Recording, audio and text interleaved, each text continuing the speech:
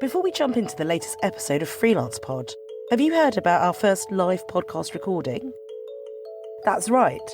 Freelance Pod is going live in front of an audience. We'll be at the London Podcast Festival in September. You can join us at King's Place to watch me make an episode of Freelance Pod with a very special guest.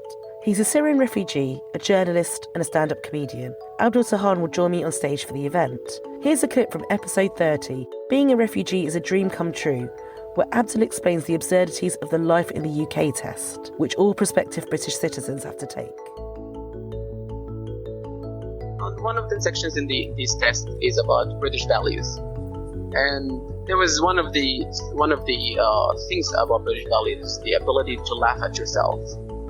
And, and I didn't know, this is like, okay, the ability to laugh at myself, does that make me British? And there was another one, there was a question, actually a mock test, asking you which one of these are British values, and it's going to the pub, eating fish and chips, laughing at yourself, or having a university degree. I said, well, obviously not having a university degree, but the rest of them, the three of them could be, any of them could be a British value, like have eaten fish and chips while you're at the pub and laughing at yourself. That's it, I've cracked it. Please give me the British citizenship now. If you'd like to hear more from Abdul Tahan, come along and see him interviewed on stage by me at the London Podcast Festival live recording of Freelance Pod. It's happening on Saturday the 7th of September at 2 p.m. The venue is King's Place, King's Cross, and you can buy tickets for under a tenner at www.kingsplace.co.uk/whats-on/words/freelance-pod. You can also find out more about the London Podcast Festival on Twitter at London Podfest, or one word. Let me know if you're coming along to my live recording. I'd love to see you there. On to this week's episode. The other day, I shouldn't say the other day, I started doing it all the time now. I put my headphones in when I'm drying my hair so I can listen to it. Sometimes it's like 10 minutes when I have to be alone with my own thoughts. How many new podcasts a month would you say you listen to on the whole? Is it impossible? Oh, I don't know. I mean, I listen to probably I probably listen to 4 podcasts a day, and I would say I try at least one of those would be new, and sometimes more. So, yeah, I guess. And so you can listen at work, which not everyone can do. Yeah. And you listen while travelling. You listen just all the time. You don't need to be in a conversation or be doing something. Yeah, pretty much. Yeah, obviously, I consume other media as well, and I do listen to music. But in terms of for walk around stuff and like doing chores and bits and bobs, podcasting has kind of replaced music, I think, for me. And I think for a lot of people. I mean, I still listen to music, but that's more like if I've got people over or when I'm going out to see music.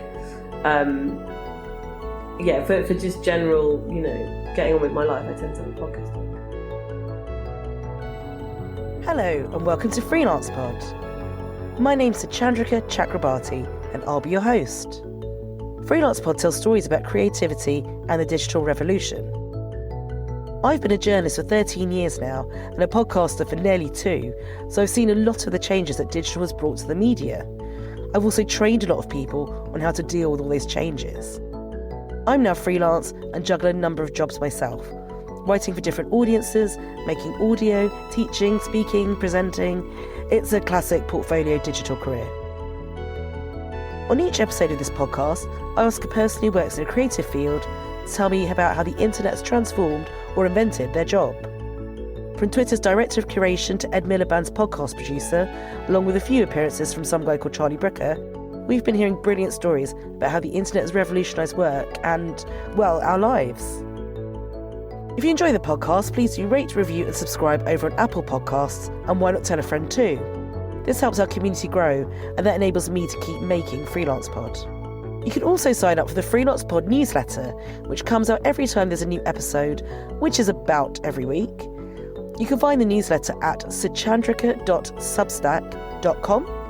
Suchandrika is spelt SUCHANDRIKA, so that's suchandrika.substack.com.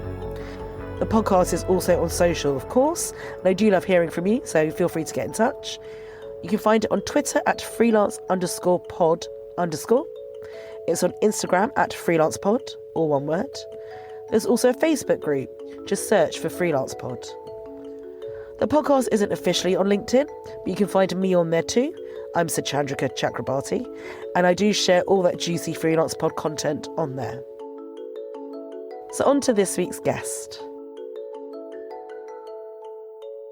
I'm Zoe Jeyes. I'm Deputy Managing Director of King's Place, and I'm programmer and producer of the London Podcast Festival. So 11 years ago, I was working in Nottingham at a different art centre, and I felt like I kind of done all I could there, and I was lucky enough timing-wise to see an ad in The Guardian for a new art centre opening in London, which obviously doesn't happen every day. 11 years ago. It was 11 years ago, yeah. I've been here for 11 years. Which is weird because I'm only 25. So yeah, I saw the ad, I applied, and I got the job, which at that point was operations manager. I'd been a front of house manager in Nottingham, so it was kind of the next step up. And then I sort of just have graduated through, being here for that amount of time to deputy managing director, which is what I am now. In terms of the podcast and comedy side of things, so in 2009, we had a bit of a lull in our season, sort of coming into July when the music programme had sort of slowed down a bit. And my boss asked if anyone had any ideas for programming, and I'm an enormous comedy fan. So I suggested that maybe we did some Edinburgh previews. That went exceptionally well. And then ultimately they asked me if I wanted to start programming comedy here, which is, I think normally there's a much tougher route into getting to program in a venue, but passion and enthusiasm seem to do it.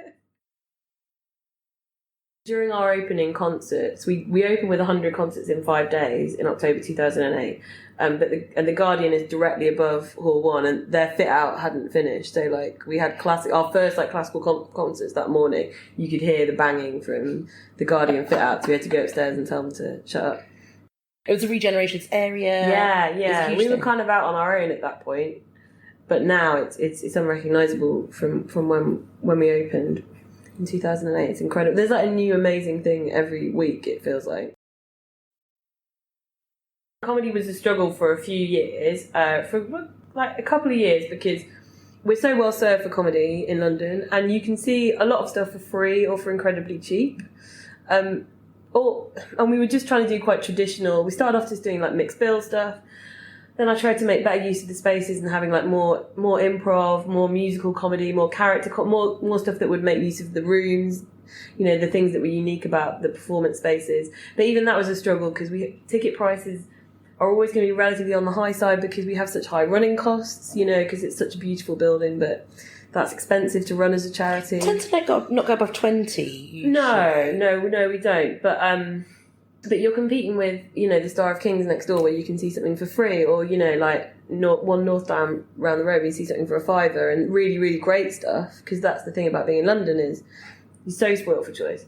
So we did the first live podcast here, and I think the first one was Peacock and Gamble did some emergency broadcast stuff, and they did a live episode of their podcast, which worked incredibly well. And then that same year was when the Complete Guide to Everything came from New York for the first time, and that was the turning point in terms of I was like, wow, that works incredibly well in these spaces, better than it would anywhere else. It was the first time I was like, that's our USP, because our performance spaces are designed around their acoustic, and they're essentially very beautiful recording studios. You can.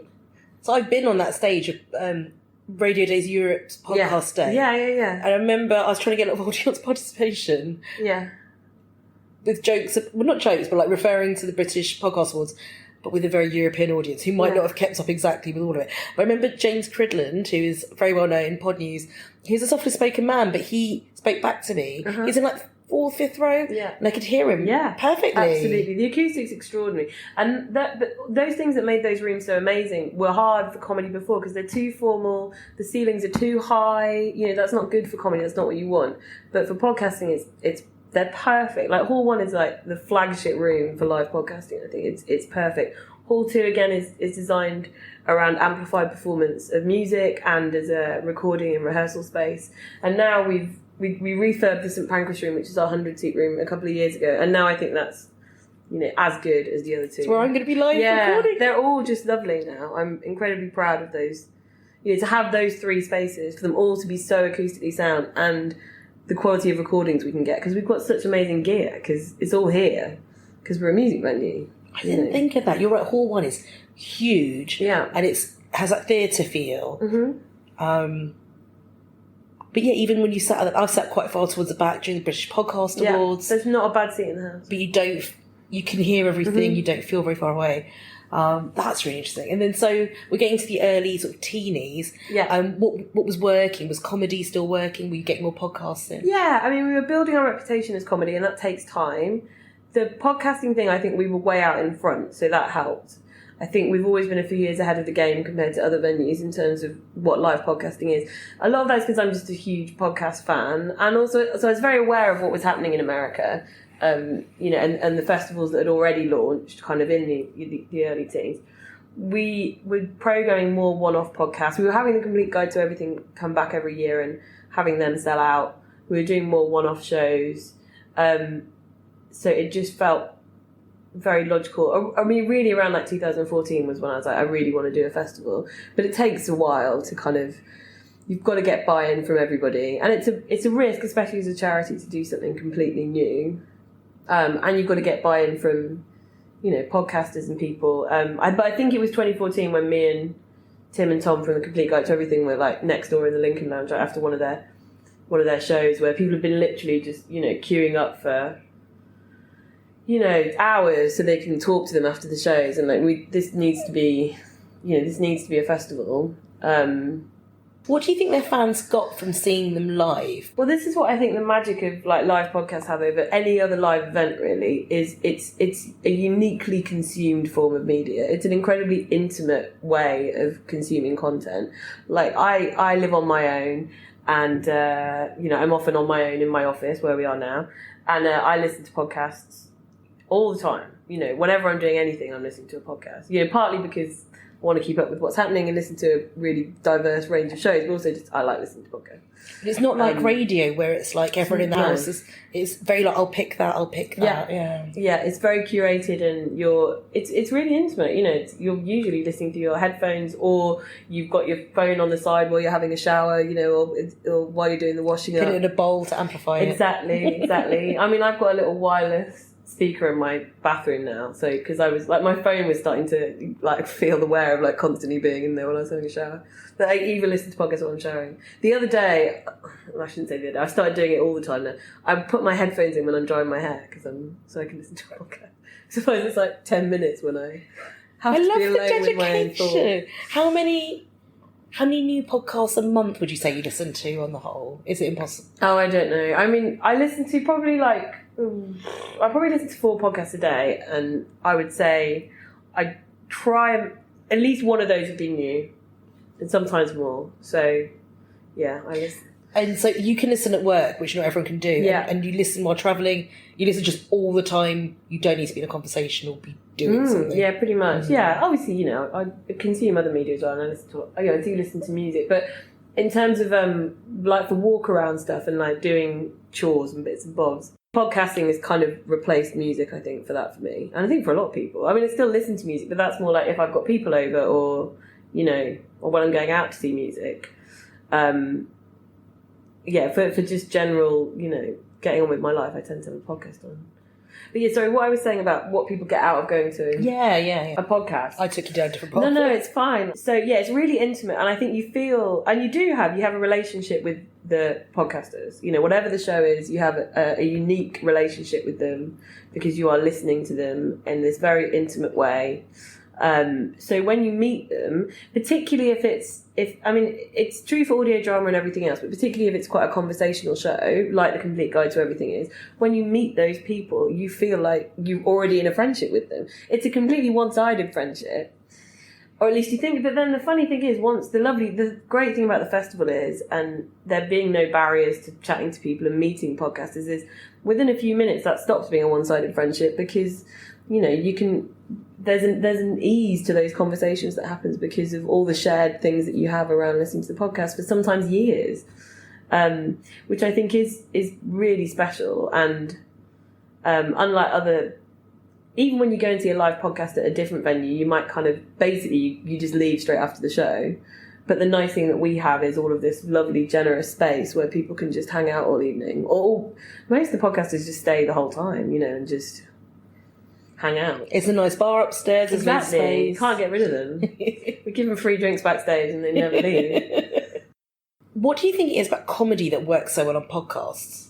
I think probably that improvisational skill is very important. And just the confidence and the ease. I think if you listen to a podcast and someone seems in any way unsure of what they're doing or in any way nervous, if it feels too planned. And I think sometimes even fantastic journalists, and Ed Miliband is very good at it. They've done Reasons to be Cheerful live here and it felt very natural. But it needs to, and it's true of all comedy, and that's what a good comedian will make you feel incredibly relaxed and like they know what they're doing. And the second you feel nervous for them or like they don't know what they're doing or that it's all over, that tension just creeps into the room and it's gone. So I think in terms of conversational podcasts, it is easier for comedians. But the nice thing about podcasting is you don't necessarily have to be a professional comedian. You can just be very funny.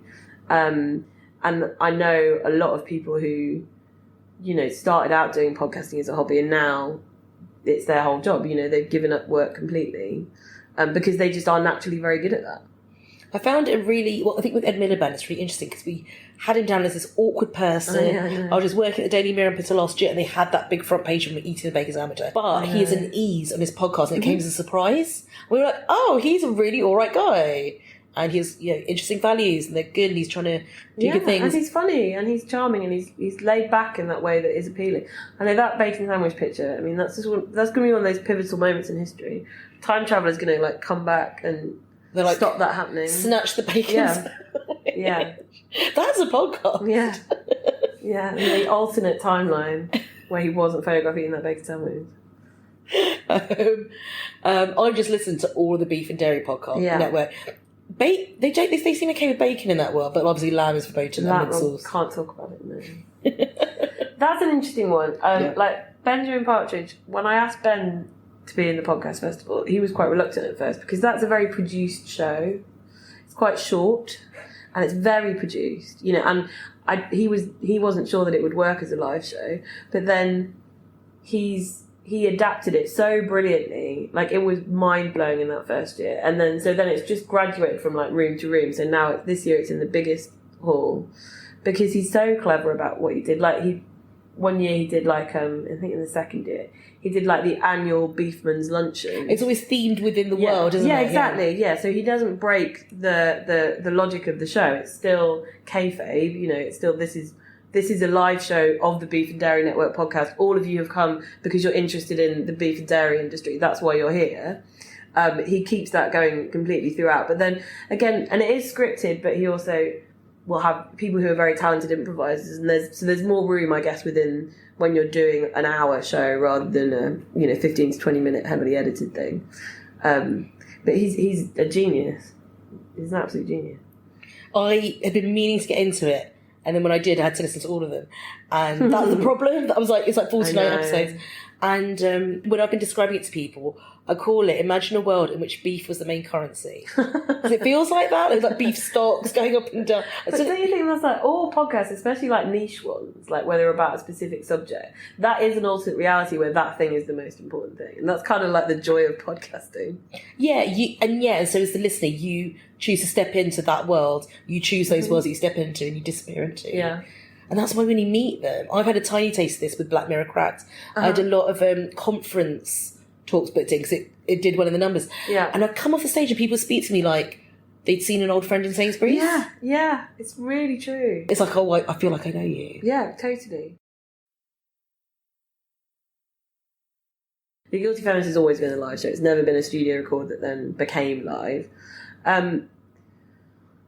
It's a very well-structured show. It has very clear segments within it which have high levels of audience interaction, which helps. There is a structure to how the guests are brought out, so it has that magazine show quality to it where, you can watch you can watch something for a long time because like, this is happening. The real magic of it is I think there was a real gap for what Deborah and Sophie, and now Deborah started doing for the way women feel about feminism and how we're made to feel about being a feminist. And I think she really tapped into something about the kind of, guilt that we all feel about not being perfect, inclusive feminists all the time, and, which wave of feminists we are, and, whether we're an intersectional feminist and all these things about, trying to be a good advocate, trying to be a good ally and getting it wrong sometimes and having room to make those mistakes. I think she really tapped into something there. So then through just doing the live shows, it's built up this incredible community, which then was also reflected in online. They really did a lot of stuff on social media, on Facebook groups and on Twitter to really engage with their audience there. But in the room, it feels like you're a member of like a cult. It's 80% young women, a really diverse group of young women who are all super amped up, just looking up at Deborah, just going, she's got the quality where you're like, she's one of us, but also you kind of like worship her. Like, isn't she incredible? This is an amazing She's thing. a leader, definitely. Yeah. But a generous one. Exactly. And you can just, like all of these shows, not only then you might not get a chance to have a half an hour one-on-one conversation with Deb after the show, but you can talk to any of the other women there. And any of these live shows that you come to, you can talk to someone in that room and you'll have a pretty significant thing in common. If you're coming to see your favourite podcast, I think that says quite a lot about you. And, you're going to have probably a shared sense of humour, a lot of similar perspectives on things, or a very passionate interest, So I think that's one of the things that the Guilty Feminist has done really successfully is, build this incredible, a really incredible community that then she can mobilise. Because they are passionate and engaged. If there's causes that need supporting, they will go and do it. It's remarkable, really. Yeah, in a few years, about 5. It's going to be 4 years in December since the show started. So it's an incredible, like stratospheric rise. I mean, obviously a similar thing happened with, with My Dad Wrote a Porno. There's a lot of shows, but I mean those two in that short space of time.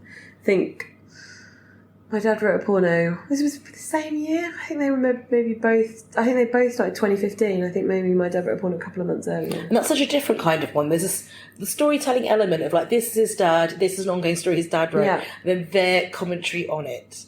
And then they're engaging with something written by someone with a 70s sensibility.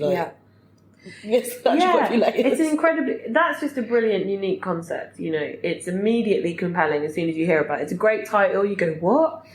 And then you kind of tell people, you just have to listen to it. And then if you listen to 5 minutes of it, it's so funny that you're gone. Those three being, university friends, have such a natural rapport. And that's a really good example of you feeling like you're also sat in that room laughing with them.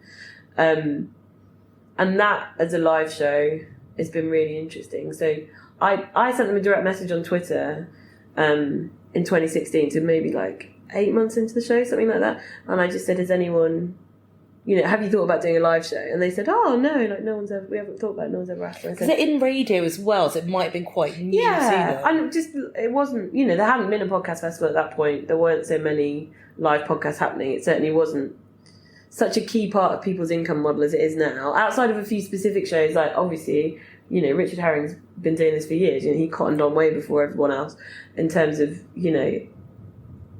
live podcasting. But they were very open to the idea, and then they were like, well, we don't know exactly what we do. Like, how long would it be? Would we just do the same on the show? And then they came and looked at the space, and they went away and like wrote this incredible show, this incredible 90-minute show. That was in our first podcast, and when it went on sale, it completely crashed our website. The demand for it was extraordinary, and then we put on a second show, and that crashed our website, and a third show, and then we just didn't have room to put on any more. So we had 3 sold out nights to kind of kick off the first ever festival, which helped enormously. I mean, having the first ever My Dad Wrote a Porno live shows really helped. It was amazing. Like, it was so important, I think, to launch the festival like that. And now that's the same show that became the HBO special, so a crazy 3 years for them. I should also say it was My Dad Wrote a Porno, and I think the other the linchpin in that first year as getting a yes was John Hodgman saying yes and coming. I think he's so well respected especially in America, that made a big difference, I think.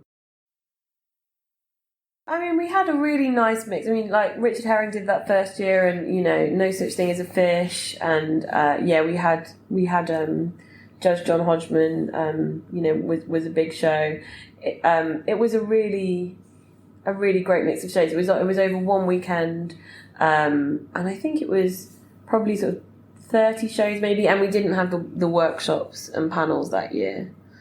Maybe not 30, maybe like 25 shows that first year. So it was on a smaller scale. This year it's 60 live shows, plus I think there's 20 kind of workshop and panel events. And then internally, was it like, this has worked for us? Oh yeah, people were absolutely delighted. I mean, I was incredibly confident about it. I didn't have any doubts, because if I know a show's sort of download figures, even over and above its profile, and kind of what their fan engagement is like, then a show's going to sell, particularly if it's the first live show they've done in the UK. I mean, people were travelling from, Dublin to, and further than that. I think someone came from France to see John Hodgman. And like this year, people are buying tickets, in Germany to come and see Doughboys, because that's the only chance they'll get to see them in Europe. So I wasn't worried about ticket sales, but I think my bosses, everyone was pleasantly surprised by the ticket sales, for sure. And since that year, do you see kind of any new trends, people doing the live stuff differently from the beginning? Are they learning from each other and then trying to push the medium, I suppose is what I'm asking? Yeah, I mean, that's a good question. I think people are getting more adventurous in what they're doing on stage, and introducing more visual and sort of traditionally theatrical elements to shows. I think probably in the early days of live podcasting, it was more just two people sat on stage with a coffee table in between. And there's always going to be an element of that. But I think people are now taking advantage more of what you can do with an audience in the room, compared to when you're, just purely speaking to someone, through their headphones. I think that's been a big change. Though, I mean, a lot of that is not the fault of the podcasters. I mean, one thing that I was really keen to offer, I think this is a really significant art form, and we program it and produce it very much as an arts festival. It's not a conference, it's not a convention, it's an arts festival. These are performances, incredibly high quality performances. And we have, beautiful spaces with proper lighting rigs and amazing audio equipment and, fantastic AV equipment. Whereas a lot of other earlier live podcasts or even podcast festivals in the US will be in hotels or convention centres. Sorry. It's okay. Thanks, Sophia. Don't bring me cake. So the US podcast festivals that I've been to or knew about were not in performance spaces. Yes, there's a lot of emphasis on the business of podcasting, I think, at these. Yeah, but also I just think people didn't think, oh well, they could we'll just put them in a fully lit room on a stage at the back of the room, give them a couple of chairs and a couple of mics and they'll be fine. We'll just let the audience in, and whereas we treat them exactly the same as we would, a string quartet. They get exactly the same treatment. And that allows them then the freedom to do more with them. And then I think certainly that has then been a trend. I'm not saying we started that. There are other fantastic venues who are also doing the same thing. That you can now, go and see a live podcast at the Old Vic or at the Bridge Theatre or, or at the Royal Albert Hall, incredible, beautiful spaces. But that would have been unheard of 5 years ago. What do you think is fueling it? Is it kind of that the things we consume culturally is kind of fragmenting and everyone's sort of taking their little pieces and they want something that they can relate to. They want something almost, it isn't tailored for them, but you find those podcasts, they feel tailored for you or your demographic. Is that how you felt when you found podcasts that you Yeah, love? I mean, yeah, absolutely. Like you expect now to be able to have whatever content you want on demand for free. And podcasting offers that. And I think over and above, if you're comedy that's on TV or radio, or spoken word content that's on TV or radio, you don't have as much choice. With podcasting, you can listen to anything and you can fine tune it to your exact sense of humour, the exact style of, if you like true crime, the exact way you like that presented, whether you like it really sensationalised or really esoteric, or whatever Drunk. it is. Exactly. Drunk crime. You can literally find exactly what you want, which is why it's important to listen to a broad range of stuff. So I try and get out of that. There are still, obviously, I have favourite podcasts that I listen to every week, but I do try and stretch myself as much as possible beyond that, because it would be ridiculous to program a podcast festival just around my tastes. Well, how do you discover new podcasts then? There's a few ways. I do look at the iTunes chart every week, and I know that's not, for a lot of reasons, that's not a reliable way to see how well a podcast is doing or how good a podcast is, but you do get a lot of the new ones turning up there, because that factors into the algorithms. I get a lot of recommendations from people. People send me a lot of saying, can you listen to this? Which I do, if someone asks. A big way, especially on the comedy side of things, is if there's a podcaster that I like or a comedian, like, I will follow them guesting around shows, because then there's one element that you like. So I'm like, if you like, Nick Weiger, who's like one of the hosts of Doughboys who are coming to the festival, I would then just search Nick Weiger on the iTunes store and listen to him guesting on other podcasts to see if those podcasts are something I'd like, because then I know there's a familiar element that I enjoy, and I have found lots of other podcasts that way. Sometimes it's topic based, obviously, like, before going to see Once Upon a Time in Hollywood this week, you might go, I want to listen to something about the Manson murders, and then might listen to a few that go, actually, that one's a bit crass. This one is more about, this, you might end up listening to You Must Remember This, because it's, if you're interested in film and Hollywood rather than the murders themselves. So that's a big way. And then also finding different voices talking about subjects that I'm interested in. So if I want to hear about, women, and especially like women of colour talking about films, because the vast majority of film podcasts are, by white men, the vast majority of podcasts by white men. That is changing, thankfully. But then looking to see the shows that are presented by a more diverse range of people and listening to those. So I found a cult film podcast called like Switchblade Sisters I wanted to hear women talking about cult films rather than, I'm not so interested in hearing men talk about those kind of films. But yeah, I mean, titles, I will give a podcast a go because of a title for sure. I think that stuff is really, I think artwork's important, I think titles are important, because I will be like browsing through just by, maybe by subject or like looking for a particular comedian, seeing what shows they've been on. And if you've got a nice bit of artwork, or it's a compelling title, I'm much more like, if the artwork looks amateurish, I think you're sort of put off straight away going, I bet the sound quality's not very good. So in terms of genres in the festival, I think it skews more towards comedy, and then, what you would just lump into spoken word, but that is hugely diverse within what kind of counts as spoken word. Whether that's, film or, wrestling, whatever else, there's a lot of topics within that. And then there's sort of the audio drama side of it, and the improvised kind of fiction sort of side. What do you mean? Let's make it fiction, actually. That seems to be like the next wave of podcasts. It's definitely harder work. Much harder work. Yeah. What do you think makes good like audio fiction then? What keeps listeners coming back? Oh, I mean, I just think the same as, any kind of audio fiction that you listen to. I mean, in the same way that the quality of the shows, like, like Wooden Overcoats, who've been here and sold out every year in the festival and are now getting more and more successful, which is brilliant. The quality of that show in terms of production is exactly the same as you would get listening to a Radio 4 show.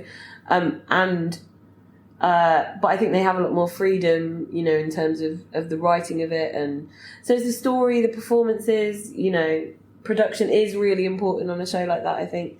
All the things that you would say, about any audio fiction.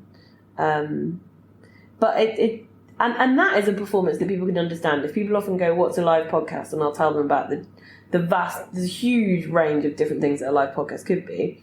But certainly if you're going to see an audio drama show, that's easier to go, because you can go, well, like when you used to go to the radio theatre and see an episode of, a Radio 4 sitcom being recorded. It's that. So that already had a live model in it. The gap is a bit... It doesn't really close as much, definitely. Yeah. Wooden Overcoats as well. It's done in such a way it feels like it's winking at the audience. Yeah. It's very like tongue-in-cheek. And so it's nice to then be the audience who's actually there. Oh, yeah, completely. And there's a really nice fan community around that show. And then broader than that, there's a lovely audio drama community, across like the other shows like, We Fix Space Junk and like Victoriosity and like Mission to Zix, who are coming over from the US for the festival this year. And then beyond that, there's the podcast community as a whole. It's really lovely. It's like there's this enormous big warm podcasting community, and then there'll be audio drama meetups. I went to a film podcasters meetup quite recently. It's lovely.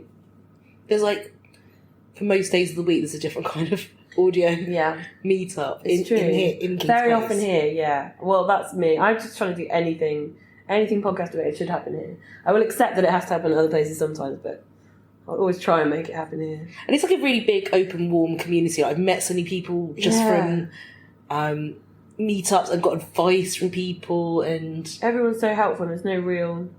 It's not very competitive. No, it's not that kind of thing. I mean, I think the nature of it, it's not true to a complete extent, but certainly much more than in the US, where kind of networks rule in a much more significant way, as well as sort of the traditional sort of, journalism routes into podcasting. But like the big networks, take up a lot of the space. That's not really true here, outside the BBC, who are only really now getting into original podcasting content now. I think it is much more of a meritocracy than in America, and than in other art forms. It's not entirely a meritocracy. There's always going to be different reasons why. Luck and hard work are always going to be really important factors in success. But I think if you have a really good show, you're going to do all right, and you might do amazingly. But I do think there is that opportunity that if you're just making a good show, people will listen to it, and people will find out about it, and it will get spread by word of mouth. And then we'll have shows that people might not have necessarily heard of, who will say, oh, we'd love to come and do a show at the festival. And I'm like, I listen to it and think, right, this is great. And I say, can you send me your download figures? And I'm like, oh my God, these download figures are incredible, but I haven't seen you in the charts, or I haven't read about you for whatever reason. And then you book the show, and it's true. You'll sell out overnight. All these people will turn up. They might be flying under the radar of kind of the mainstream press or even the iTunes chart for whatever reason. They're not showing up in there. But the fans exist, and they'll come out to see a show. I mean, the fans are like, oh, we exist. Like, they've seen us. Yeah. And it kind of really adds to it. Yeah. Like, you don't get to read about your favourite thing, or... Yeah, that's one of the reasons why they're so passionate, because they're all little niche audiences. Because not everything can be written about. Like, it's just... There are lots of podcasts now, and that's okay. Yeah, like the Daily Mail did a top 100 this weekend, which is 100 is nothing really. And a lot of it was an interesting list, not a bad list, but a lot of them are the shows that people already know about. Someone who's never been to the festival before, it's over 2 weekends. Yeah. How should they spend their time, would you say? I mean, my hope would be, so, there's some big kind of headline shows that, obviously Doughboys are coming over from the US. The Empire podcast, who is the home of now, Throwing Shade, are coming back. Adam Buxton's here. Obviously the Guilty Feminist are here. Lots of mashups and crossovers as well. Yeah. Russell Tovey's doing his art show. Katie Brown and Catherine Parkinson are doing a show. Mark Kermode's doing it this year, which is the first time he's done it, which is I'm really excited about, because it felt like a gap not having, They won so many awards for his. Yeah. I think they're So that show, Kermode and Mayo. He's doing Kermode on film, but Kermode and Mayo certainly is a really important part of the podcasting story in this country. Chris Gethard's coming back to do Beautiful Anonymous. There's a lot of Black Men Can't Jump in Hollywood. I'm massively excited about, coming from New York, which is like my favourite film show. It's amazing, really fascinating, hilarious, brilliant show. So people might go, oh, I'm going to come and see that show, but we have like multi-buy discounts. So if you come and see more shows, you'll save some money. And I would hope that people will pick and choose a selection of shows. Everything's individually ticketed because I don't think there's much point having a pass to a podcast festival because it is so curated, you know, and you're not necessarily... I don't ever want people to have an audience that's the majority of people who haven't heard the show before. It would be like a weird atmosphere. But yeah, we do multi-buys. So we love people to come and... A lot of people buy for like 6 shows over the weekends. There's a really wonderful atmosphere across both weekends. The second weekend, you could also come, and the multi-buys there for that too. Come and do some workshops. We have an amazing program of workshops, which Martin Ostwick helps us put together with an amazing group of volunteers. Really broad range of stuff. But if you're interested in starting a podcast, that's the thing to go to. Or, you know, if you're already kind of established and you want to find out more about monetizing your podcast, or whatever it is, you know, there's a track within the Podcast Makers Weekend for you. As well as kind of some sort of more industry slanted panels. But it's a really fantastic program. So you can do that too. You can learn how to make a podcast. Spotify and Acast are our partners, and we'll have some sort of fan experience stuff around this year. I can't say exactly what yet, but I'm hoping to have more things around that people can enjoy. We have our podcast lounge upstairs, which is for kind of meet and greets and informal networking, and the podcasters and producers will be up there every night as well. There's lots of lovely places to just hang out in the building. You'll make friends. People have found love. It's true.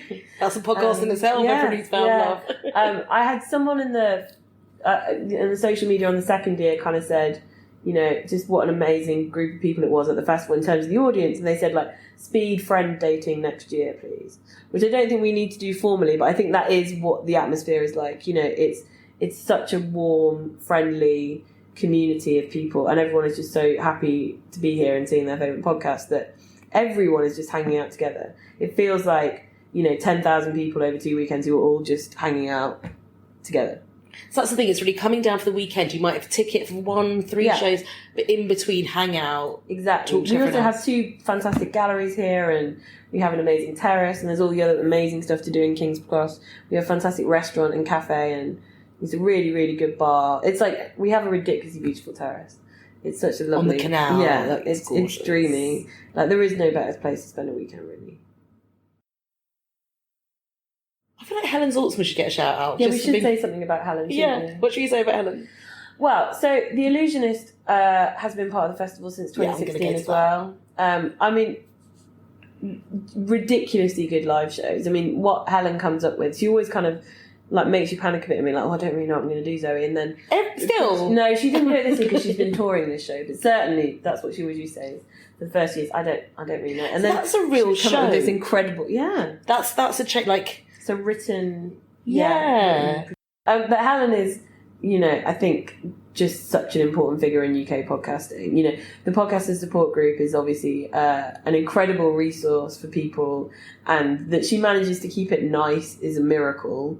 In terms of, she's been so supportive of the festival and a real wonderful advocate for it. And I think if Helen says something is good, that goes a long way with people. And her and Martin just will be here. You know, they've just always just been here the whole time, you know, and helping people and being supportive and guesting on other people's shows. And, you know, it was Martin in the second year that sort of, you know, spearheaded bringing workshops into it because he feels so passionate about that. But yeah, Helen she's incredible. The Illusionist is an amazing podcast. And those kind of shows that, you know, come back year after year, they're such an important part of, you know, what makes the festival work and giving it a sense of identity. The Illusionist is just such an amazing example of a great British podcast. So I never want the festival to kind of skew too much into just international shows, you know. So having, you know, Beef and Dairy and Griefcast and Beef the Guilty Feminist. Yeah. I didn't come up with that. That was in a preview, but Ben did really like it. I mean, it is, but yeah, and Standard Issue and Inside the Comedian and all these shows that are here with us year round. It's still majority a British podcast festival, but we do have some really exciting international shows. You just like they love coming to London. If you enjoy the podcast, please do rate, review and subscribe over on Apple Podcasts, and why not tell a friend too? This helps our community grow, and that enables me to keep making Freelance Pod.